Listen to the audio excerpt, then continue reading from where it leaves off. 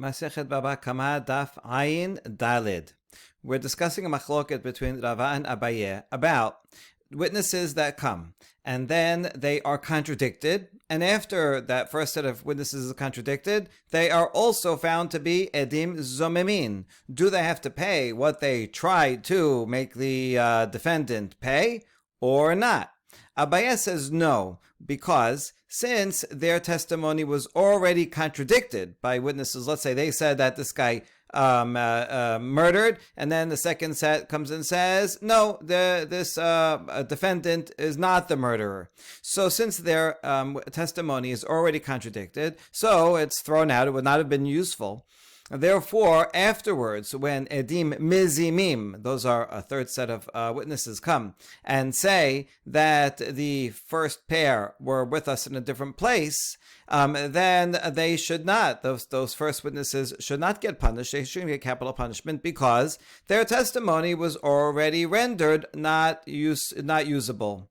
That is Abaye's opinion. Rava, however, says no, they still get capital punishment because we consider the chasha, the contradiction, and the hazama to be all part of one process, even if it happens in two stages. At first, it shows the second set of witnesses shows that they are wrong. In fact, it was a different murderer. And the third one comes to say, not only are they contradicted and wrong, they couldn't have even been there. So that's all part of the process. And therefore, the first witnesses do get a punishment. In that example, it would be capital punishment. That is the machloket. Rava brought a proof from a baraita, which we saw only the first half of this baraita. Baraita is where, according to Rava, it's three sets of witnesses. According to Abaye, there were two sets of witnesses. According to Rava, the first set of witnesses say that a master knocked out his slave's tooth and then eye. So he goes out free because of the tooth.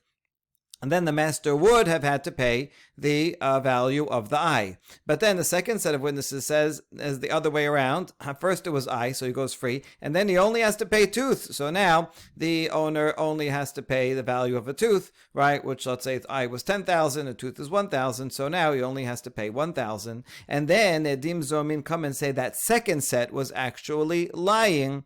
So the second set has to pay the value of an eye that the slave would have gotten, and now they tried to make him not get it, so they have to pay the value of the eye minus a tooth, $9,000, to the slave. And so you see there that it's a two-step process. The testimony of the second set of witnesses had already been contradicted by the first set, and nevertheless, they have to pay once they are also found to be zomemin.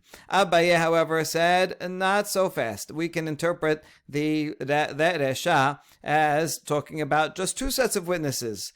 He flips the order. He says the first set of witnesses say eye and then tooth. So the master would have to just pay for the tooth. A second set of witnesses says, first of all, it's not what you said. It was actually tooth and then the eye. So the master has to pay the value of the eye. And furthermore, you were with us when on the date that you said the crime happened, you were with us somewhere else, and so you could not have even seen that. In fact, this crime happened on a different day altogether. So here we have the second set of witnesses are both the edeh hachasha and edeh hazama, and they're doing all this in one, and therefore the first witnesses certainly have to pay because their testimony would have been good if not for the second set of witnesses who said they're edim zomin. At the same time, they also testify that it was the other way around. But here, since it's all one step, there's no proof that if you have hachasha first and then azama, it's all part of one process. Here, for sure, it's part of one process because it's part of all the same testimony. So therefore, there's no proof. That's where we left it. Now, Abaye says, Mimai, how do I know that it's better to interpret the resha of this baraita as talking about only two sets of witnesses, not three sets of witnesses? Because of the next case, the sefa of that baraita is also best explained as talking about two sets of witnesses, where the second set of witnesses both switch the order and say that the first set of witnesses could not have been there. So let's see the second case, the Katani Sefa.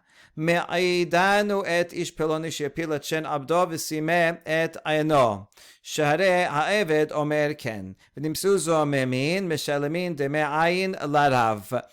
This is the opposite of the case of the Resha, according to Abaye. The Resha, in the Resha, the first set of witnesses said eye, tooth, and the second said tooth, eye. In the Sefa, it's the other way around. The first set of witnesses said, first he knocked out his tooth, and then he knocked out his eye. Therefore, the owner is going to have to pay the value of an eye. But then the second set of witnesses said, no, number one, it was the other way around. It was eye and then tooth. So now the owner has to pay the value of a tooth. And furthermore, the first set of witnesses weren't even there. So in that case, because in fact the owner only has to pay a tooth, but the first set of witnesses tried to make him pay an eye. So, but that was false. So therefore, the first edim have to pay the value of an eye to the master, because that's what he would have had to pay if their testimony had been ratified. Now, let's analyze the details of the case. How so?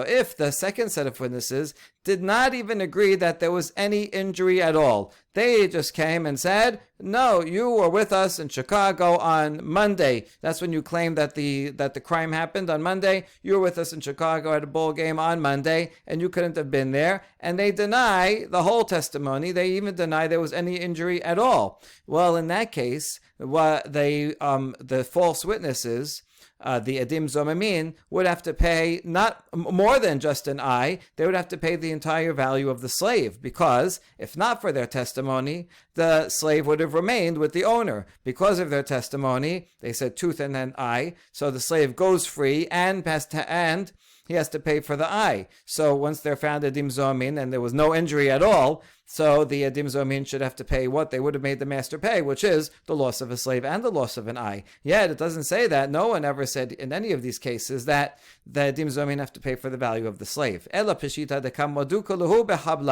Rather, it must be the second set of witnesses agreed that there was an injury. They just say the injury happened the other way around.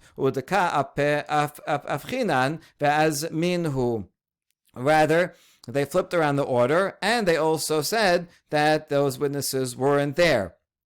Okay, now, so meaning the first set of witnesses says it was tooth and then eye, and that, let's say that happened on Monday. They say the crime happened on Monday. They came and testified about it later. So that if that was true, the master would lose his slave and would have to pay for an eye. The second set of witnesses says no, it was eye and then tooth. So that would agree that they would agree that the slave goes free, and we're following the second set. They are ratified, and therefore the owner, the first set of witnesses, they all agree that the slave goes free, and so the first set of witnesses did not say anything false about that. That would have happened no matter what. The only thing that changes is that the master would have had to pay for the eye. Now he only has to pay for the tooth. So the first set of witnesses have to pay the master for the value of the eye.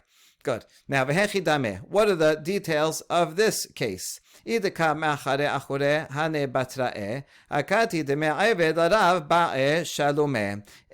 second set of witnesses said that the crime happened not on Monday, but afterwards, on Tuesday, right? They come and say, listen, you were with us in Chicago on Monday, so therefore you could not have been witness to any crime that happened in New York on Monday. So you guys are conspiring witnesses, Edim Zomin. In fact, when did the crime happen? On Tuesday, and it was the other way around. If that's the case, then the first set of witnesses actually should have to pay the full value of the slave. Why? Because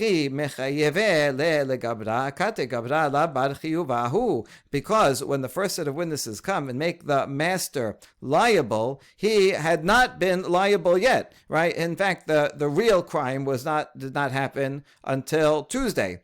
But on Monday, the master did nothing. As far as we knew, the master did nothing wrong. If we ratified the testimony of the first witnesses, then the master would have lost his slave and had to pay for an eye.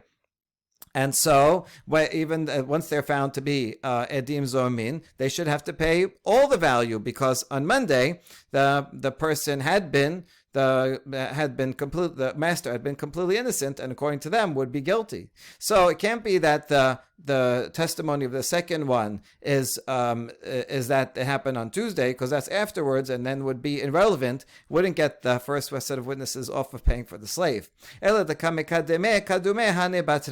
Rather, it must be that the second set of witnesses said that the injury actually happened earlier, happened on Sunday. So as follows: the first set of witnesses said that the injury happened on Monday. The second set of witnesses say, you were with us in Chicago on Monday. You couldn't have seen anything there. But we agree that there was an injury. The injury was actually happened on Sunday. And since that is the truth, that's what ends up being ratified. So when the first set of witnesses said that it happened on Monday, it would have been found out no matter what that there is an injury that happened. So this master would have lost the slave no matter what. The only thing that the first set of witnesses did that to cause damage is they said that the eye was second, not first, thereby causing the master to wrongly have to pay for the eye instead of the tooth. So that's why the edim zomin have to pay for the eye. Okay, so now we established that. We're just establishing exactly the parameters of the case, right? Amad bedin akate demekule aibed larabaye shalumele dakati gabra la mechayeb. One last question on Abaye's interpretation of the sefa. Hold on. When did they actually go to court? This first set of witnesses, if they had not come to court yet and brought this owner to court, then they should still have to pay the entire amount, because let's say yes, in fact it happened. The crime happened on Sunday, but the first set of witnesses claimed that it happened on Monday. That's what we just established before. But let's say they didn't come to court right away. The owner was not brought to court right away by anyone that claims that it was on Sunday. Well, then, if it didn't come to court yet, then the owner was still not liable. So it doesn't matter that afterwards, maybe a month later, right, the second set of witnesses will come and establish, yes, that it had in fact been on Sunday. But we're not going to know that until a month later. All we know is that when the first set of witnesses come, and let's say they come 1 week later instead of 1 month later, right? So the first set of witnesses come a week after the crime happened, and they say this owner knocked out the tooth and then the eye. So since the owner at that point was innocent, because no testimony had been brought against him, he wasn't brought to court yet. So then the first set of witnesses would have caused him to lose the slave and lose an eye. So therefore, they should have to pay the entire thing. And the fact that later, after a month, another set of witnesses came and said, no, it actually happened on Sunday, and therefore, when you testified, in fact, now we know that he would have been found guilty anyway. Yeah, but that didn't happen in court yet. So we don't factor that in. A person is not liable until they're brought to court and a verdict is declared to be liable. So at that point, when the first set of witnesses came, the owner was not liable, and they were found edim zomin, so they would have had to make him pay. And so we could just look at that window of time, and therefore they would have to pay. Ela damad bedin rather has to be that, in fact, on Sunday is when the owner actually injured the slave, Sunday morning. By Sunday afternoon already, some other witnesses came on some other court and took him to court and said that the owner is guilty. Okay, now put all that on the side. So that owner had already been decided to be guilty. Then a few days later, a second, what we call our first set of witnesses, forget the other one, that was in a different court. our first set of witnesses come and say it was a tooth and then the eye, and he has to pay an eye. Well, in fact, the owner was already found guilty and would have lost his slave. The only thing now is that since this first set of witnesses, it was tooth and an eye, which we didn't know before, they would have made him pay for an eye.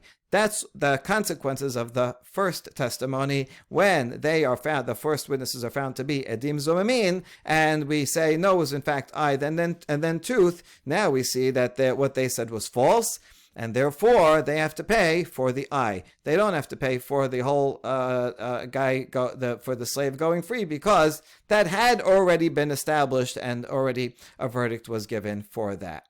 Good. All right. All that was explaining Abaye on the Sefa. So where are we so far? We had Rava's opinion that says that you can have a two-step process, hachasha and then hazama, and nevertheless, you the edim zomemin have to pay. Even though their testimony was contradicted, because it's the first step towards hazama. That was Rava. He brought a proof from the Resha of the Braita, and according to him, there are three sets of witnesses. Good. The third set of witnesses says the second set were edim zomemin. Even though they were already contradicted, they still have to pay. Abaye says no, that Resha is actually only two sets of witnesses, so therefore there is no two-step process of hachasha and hazama. And Abaye brought a proof from the Sefa, where we just finished explaining. That also is, there are only two sets of witnesses, and that explains the Sefa, and therefore the Resha must be the same case where the second set of witnesses switches the order and is also the hazama, but there's no two steps of hachasha and hazama, and therefore Abaye says there is no proof for Rava's opinion from here. Okay, now to try to save the day for Rava, Amar le Rav Acha bered Rav Ika le Rav Ashe. Tiukad Rava mehacha, ile mame resha mika mit kacheshe mesi a. So Rav Acha, the son of Ika, tells Rav Ashe, do you think Rava's proof is from this Baraita, in the first case of the Baraita that we just saw? If you say it's from the Resha of the Baraita, which is what we said in the name of Rava beforehand, well then, that's not really a good example of hachasha. Why not? Because kevan di'ila mitazemi sahaduta kevatayu ka kaime dedina kevatayu ma paskinan diyesh bichlal matayim mane. If you want to know a classic example of hachasha, it would be one set of witnesses say this guy's a murderer, the second one says he's not a murderer. One guy says there was an injury, and the second said there is not an injury. Then they are completely contradicting each other. They can't both be right. But in Rava's interpretation of the first case, what was that? The first set of witnesses say it was a tooth and then the eye, which would make the owner pay $10,000. The second set of witnesses says no, it was eye and then the tooth, and therefore the owner only has to pay $1,000. If we stop right there, we see that they agree on the $1,000. So if there was no edim zomemin, that's what this line is, right? No edim zomemin come at all. So the verdict would have been like the second set of witnesses, because, well, we can't make him pay $10,000 because the other one says only $1,000. But they both agree that he has to pay at least $1,000, because, right, there is within a 200 there is 100, within 10,000 there is 1,000. Now that the second set of set become edim zomemin, so we kick them out. And in fact, it was not eye tooth, it was tooth eye. And so now you have to pay more. But there, the second testimony, the consequence of it was never rejected, because instead of paying $1,000, he has to pay $10,000. But he still, no matter what, would have had to pay $1,000. So this is not a contradiction, but rather it's contradicting part of it, right? In other words, if it's tooth, it's certainly not an eye. If it's only $1,000, it's not $10,000. But if it is $10,000, then that is agreeing that there is liability of at least $1,000. Hilkach kamahu mitkachashe misi'ae la mitkachashe midi. So in fact, the way it works is that the first testimony, right? Again, before the edim zomin come, the first witnesses say tooth and then eye, and then so we'd have to pay 10,000. The second set of witnesses, no, it was the tooth second, and so the first testimony is contradicted, right? Because they said you have to pay 10,000, and that second set said no, you don't have to pay the 10,000. So yes, that would be an example of contradiction. But the one that we're focusing is on the second one. The second set of witnesses say no, it's eye tooth. They're not contradicting the first, because they say it's the first is not contradicting the second, because they're agreeing, yes, I see your 1,000 and I raise it 9,000, but they are the first set of witnesses is actually in agreement with the second set regarding the whole testimony of the second set, which is altogether 1,000. Therefore, the question to Rav Ashi is, this is not even a case of edeh hachasha. The second set of witnesses are not fully contradictory of the first. Therefore, you can't bring any proof from here about the Rava's general rule that you can have hazama after hachasha. Amar le Rava savar midiresha b'shalosh kitot sefa nama b'shalosh v'dayek misefa. So Rav Ashi answers to Ravacha, you're right. The Resha is not where he brought the proof from. Rava only quoted the Resha to show that the Resha is talking about 3 sets of witnesses, and therefore it makes sense that the Sefa is also talking about 3 sets of witnesses, and his proof is actually from the Sefa. Okay, so we already saw how the Sefa is understood according to Abaye. Now we'll understand according to Rava. This Sugya has a nice chiastic structure. It explains the Resha according to Rava, Resha according to Abaye, then Sefa according to Abaye, and now we have the Sefa according to Rava. כגון דעתו בית רב אמרי הפיל את שינו וסימי עינו ופסקינה לדינה אפומייהו. The sefa, according to Rava, is where one set of witnesses comes and says, first he knocked out the tooth and then knocked out the eye, and this went to court, and they made a verdict based on that.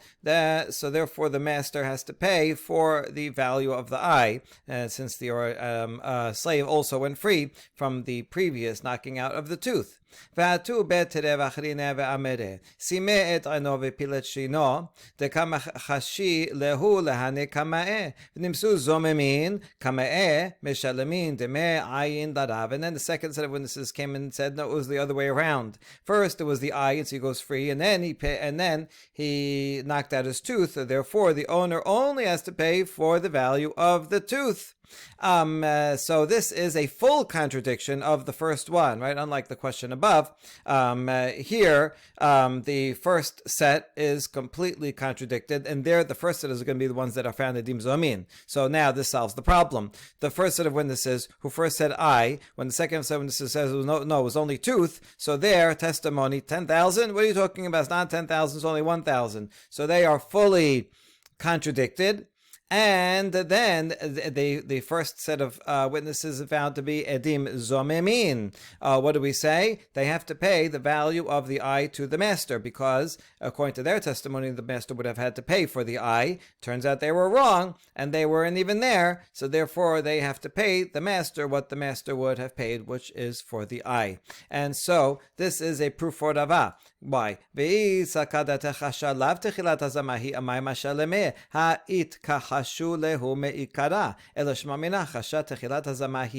think that being contradicted is not the beginning of a process of hazama, but already knocks out the first testimony, and so now it's useless, then why would the first witnesses have to pay after they become edim zomemin, since their testimony was already contradicted by the second set of witnesses? Rather, what you see here is that the hachasha of the second set is only first step to the full hazama of the third set of witnesses, and that's why they have to pay. All right, so good. Now we understand that Rava's proof is actually from the Sefa. Abaye, what are you gonna do with this proof from the Sefa? Bishlam adeshana lasagi de la shelosh kitot sharekatani harav omer ken. Abaye says, you know what? Looking back at the first, at the Resha, which is now not a proof for Rava anyway. The truth is, Abaye says, I had a hard time explaining the Resha in my interpretation of two sets of witnesses, and I agree. You know what? It's impossible to explain the Resha without saying that there are in fact 3 sets of witnesses. Why? because in the Resha it says, the master says so. The master likes the second set of witnesses. It's good for him. And now, according to Rava's interpretation, that makes sense. Where in the Resha, the first set of witnesses says that the master has to pay an eye, and then the second set of witnesses come and say, no, you only have to pay a tooth. The master says, oh, good. I'm going to lose my slave anyway, but at least I don't have to pay 10,000 for his eye. I could pay only 1,000 for a tooth. So that makes sense according to Rava's interpretation. Abaye switched the order and said the first set of witnesses eye tooth, the second set said tooth eye, and that makes no sense why the master would say, yeah, I like the second set. The second set is making him pay more. And so Abaye says, I had a hard time with the first one anyway, saying it's two sets of witnesses. Fine, I'll give that to Rava, but Rava has no proof for Rava's opinion anyway, because in the Resha they're not fully contradictory. Ela sefa lama li shalosh kitot shara Ayved omer ken Ayved koldu memad amar denichale denepok lecherut. But for the sefa, do I need three? I don't need three sets of witnesses, because in the sefa it says that the slave will be happy with the second set of witnesses, but the slave is always happy. He's just happy to go free. So in the sefa, which Abaye interpreted to be in tooth eye and then eye tooth, actually Abaye and Rava agree that is the interpretation. So when the second set of witnesses say it was eye and then tooth, and then it says, and the slave is happy with that. Well, technically he shouldn't be happy, because he would have gotten the eye, and now he's only getting a tooth. But nevertheless, a slave is always happy. He's thrilled that he's getting his freedom. And so I can explain the sefa just fine, that it's only two sets of witnesses, and therefore I don't need Rava's interpretation of the sefa. It's not a necessary interpretation to say that there are three sets of witnesses. It's fine with only two, and if there's only two sets of witnesses, then there is no proof for Rava. Okay, that concludes those two interpretations. We have now just a different question altogether. מתקיף בזרע, סימא את עינו, ניפוק בעינו, הפיל את שינו, ניפוק בשינו, סימא את עינו והפיל את שינו, ניפוק בעינו ושינו. This is a challenge just on the basic assumption of the Baraita, that the owner would have to let the slave free and also pay for something, right? Why don't we say that in a case where the master blinded his slave, then he goes free because of the eye, and if he just knocked out his tooth, he would go free because of the tooth. And why not say that if the master did both, knocked out his eye and his tooth, then he goes out because of the eye and the tooth, and that's all the Torah wanted to teach, is that one injury or both injuries. The only verdict is that he loses his slave, but not that he would have to pay more in addition after he goes free. So therefore, this baraita, the whole thing, would not be correct. Why don't we say that? Abaye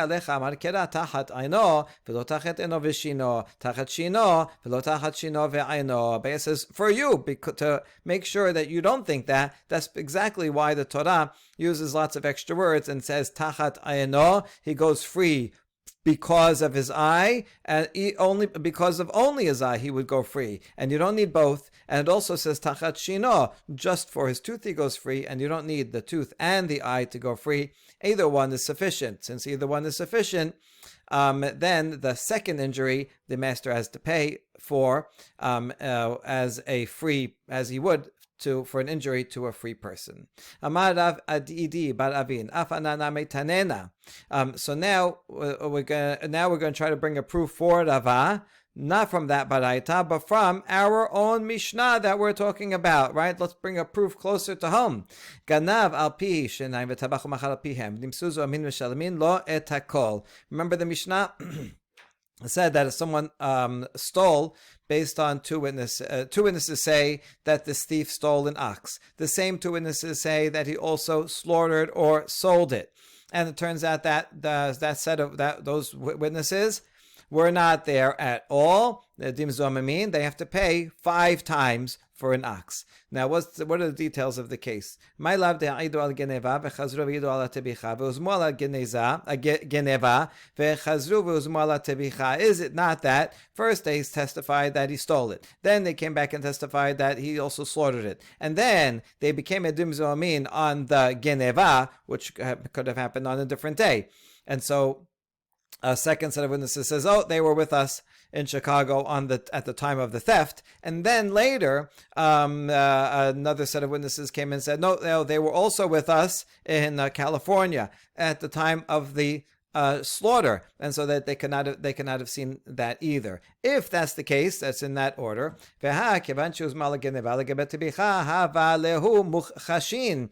Once the first set of edim mizimim come and say that they could not have testified about the theft, well, if there's no theft, then the tebicha also is not a crime. So undermining them regarding the theft is also challenging contradicting the testimony about the slaughtering. And yet they pay all of it. Why would they have to pay 5 times if that second testimony about the slaughter was actually, now we know, was nonsense? Now, if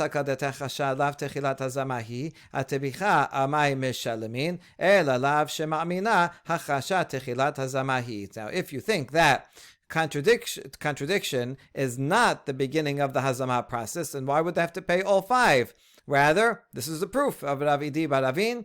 It must be that hachasha is the beginning of the process. So that, let's review the order of operations here.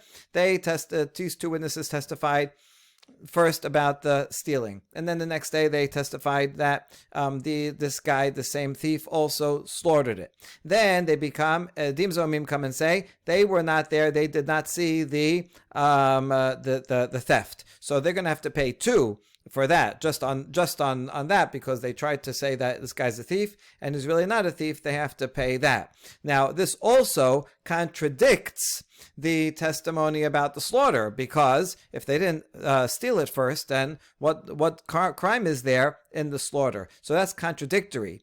And then after that, the witnesses, the edim mizimim, come and say they could not have seen the theft either. Oh, even though the crime of theft was already contradicted, their testimony was already contradicted, now the fact that they couldn't have even been there at all, that explains why they should pay an additional 3, because the contradiction was just the first step towards the hazama, and so they still have to pay it, even though their testimony had already been contradicted, already been undermined at the first stage. And there you go. So this is a proof for Rava from our Mishnah.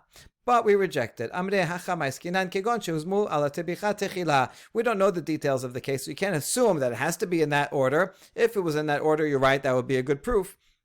But it could very well be that we're talking about that a case where the edim mizimim first come and say, talk about the testimony of slaughter. It says, you could not have seen the slaughter happen because you were with us somewhere else on that day. And so then that would have to pay, the edim zoamin would have to pay 3 times the extra 3 that they added from the fact that he's a thief. And afterwards, they come back and say, oh, you know what? Those first edim also could not have seen the theft, and then they would have to pay an additional 2. So the first testimony was not contradicted. Only the second one was contradicted. They were found to be edim zomin. So for sure they have to pay for the second one. The second testimony, that's 3, and then that left the first testimony alone. That was not contradicted at all, and so then they come and are found to be edim zomin for the first one. That's why they have to pay all 5, but you can't bring a proof for Rava from the Mishnah. So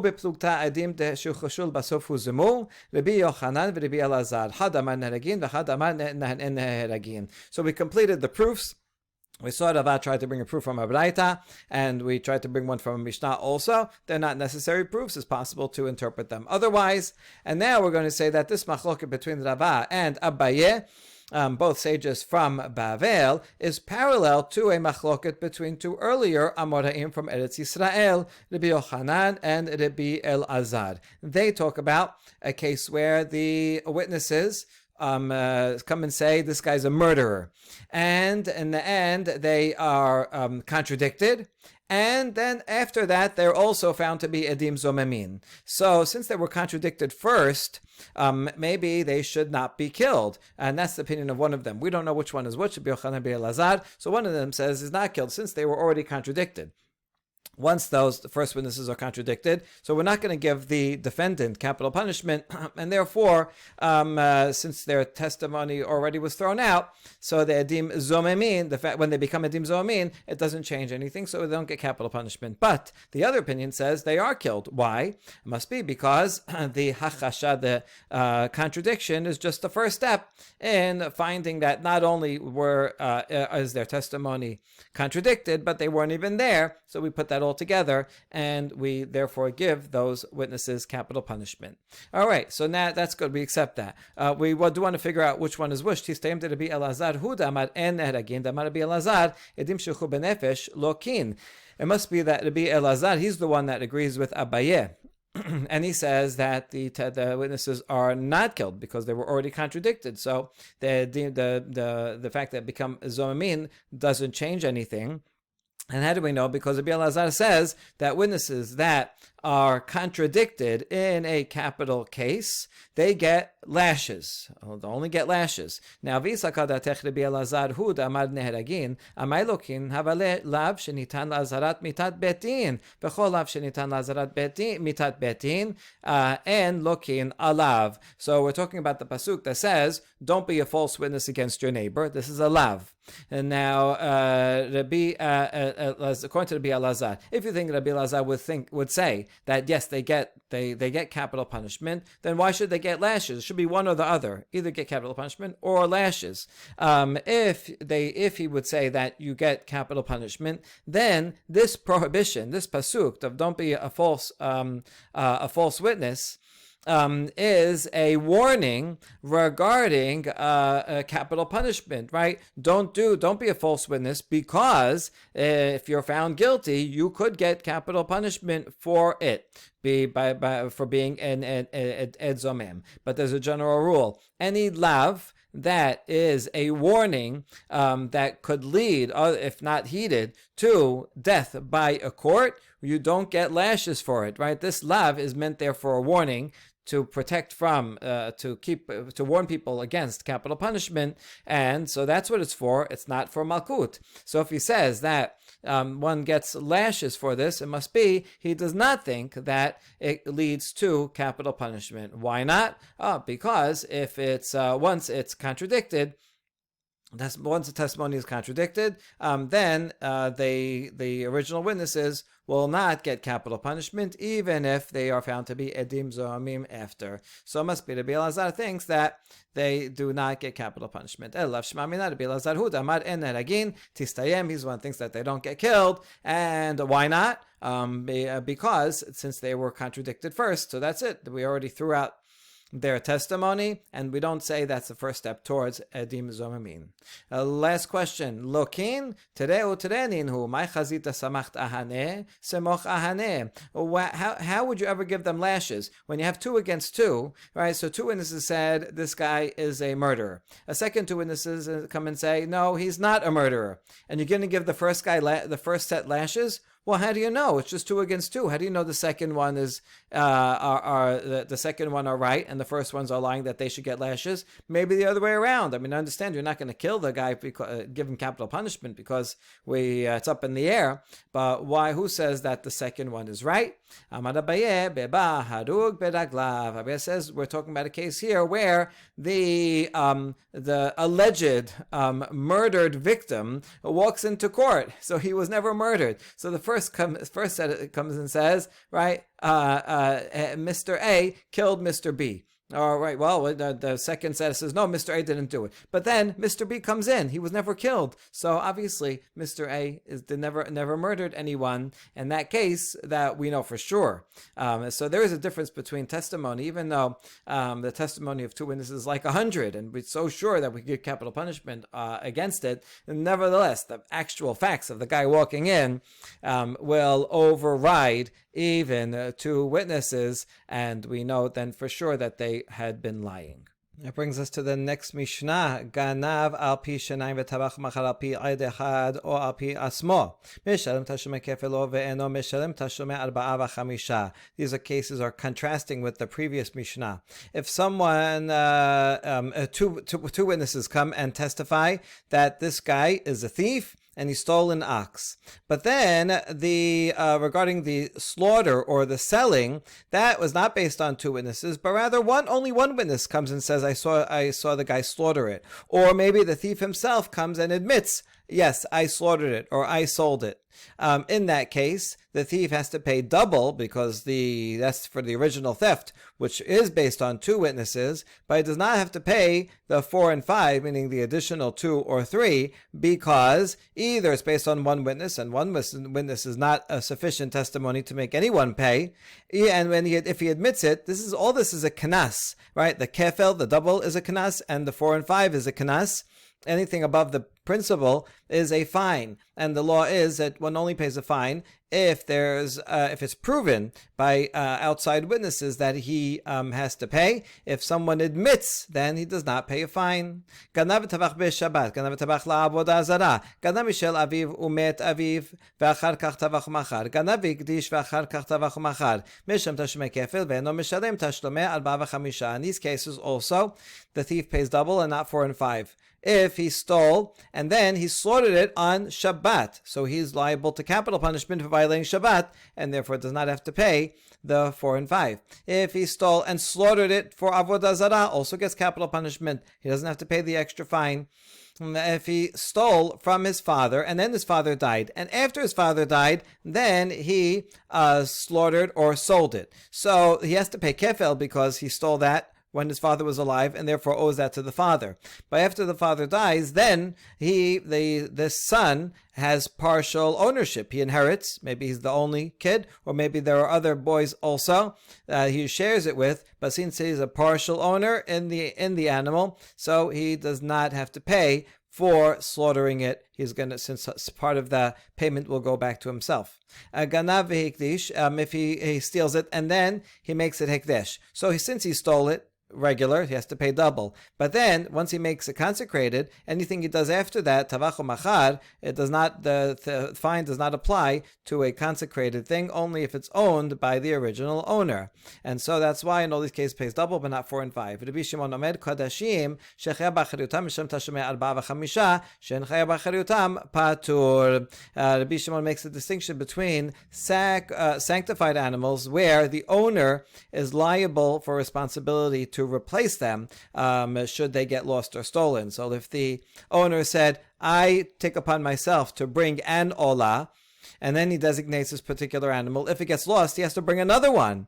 And therefore, this thief slaughtering it causes a loss to the owner. So in that case, he has to pay 4 and 5. But if it's an animal where the owner is not responsible, if he says, Hare zo olah, he says, this particular sheep I am bringing as an olah. So since he only donated this particular one, if something happens to it, he's not responsible to bring a different one. Therefore, the owner would not lose out by it being slaughtered, and therefore this thief does not have to pay 4 and 5 for slaughtering it. We'll explain this further. Al pi ayed echad pishita on the resha. Isn't this obvious that if only one witness comes to testify about the slaughtering, that he doesn't have to pay the 4 and 5, he only has to pay double? The double had 2 witnesses. Obviously, one witness is not going to make him pay. Amre hakamash ma'lan al pi asmo dumyad al pi ayed echad ma al pi ayed echad ki ate ayed echad mistaref b'adeh mechayev al pi asmo name ki atu adim mechayev. It's coming to teach us by comparing the 2 laws that it mentioned, that if he testifies himself that yes, I slaughtered it after stealing, is similar to one witness coming. Just like when one witness comes, although we do not make him pay the 4 and 5 based on one witness, if a second witness should come afterwards, then we can join them together to make 2 witnesses, and then he would have to pay. So too, if the thief testifies, I slaughtered it, we're not going to make him pay. But if 2 witnesses come afterwards, we don't say that, oh, well, since you admitted to it, that's it, now you're off the hook forever. You're off the hook for now. But if 2 witnesses come, and then we would have known anyway, independent of your admission, that you are guilty, so then those 2 witnesses later will make him pay the 4 and 5. So that's what we learned from that extra law.